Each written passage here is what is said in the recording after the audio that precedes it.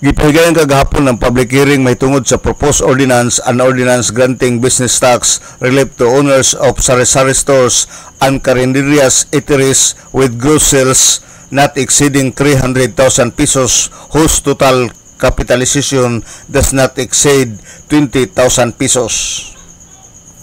Ang maong public hearing ang gitambungan kini sa mga negosyante, mga barangay kapitan nga gipahigayon sa Asinso Osamis Session Hall tumong og tuyo sa maong proposed ordinance nga matabangan ang mga gagmayng negosyante dinhi sa dakbayan sa Osamis. Gipasabot ni Konsyal Attorney Marcelian Tapayan sa sangguniang panglungsod nga dili na magbayad og tax ang mga nagnegosyo og sari-sari store, karinderya o eatery nga ang ilang puhunan dili mulabaw sa 20,000 pesos o ang ilang gross sales dili usab mulabaw sa 300,000 pesos.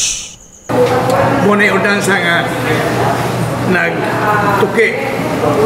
aron atong matabangan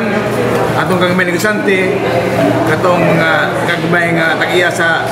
sari-sari store o kagmay karinderya ang ilang initaan dili mo taas sa 30,000 o ang ilang kapital 20,000 na para maka-start sa negosyo. So,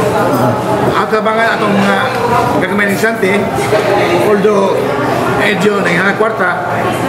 nalipay ganita nga nahimutang second class city karon third class starting January this year second class ata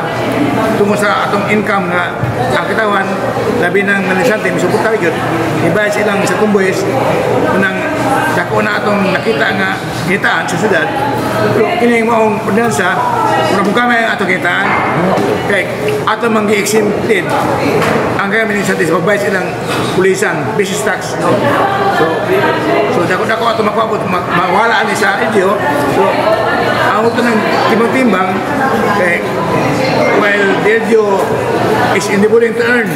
no for its programs and activities we will also endeavor to help our constituents atong katawan sa mission na mo nang ina sa tabang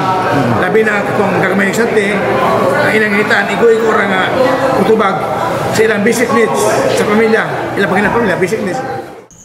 Si Konsyal Attorney Marcelian Tapayan sa sangguniang panglungsod. Gidugang ni Tapayan nga ang naisgutang mga karinderya walay mga lamisa og ang mopalit take out lang og walay labot usab sa maong ordinansa kadtong anaa sa mga kali nga namaligya og pagkaon nga walay pwesto. Alang sa DXDD Radio Kampana, ang radyo sa simbahan. W45 Dudong Bargamento, Danag sa Dakbayan.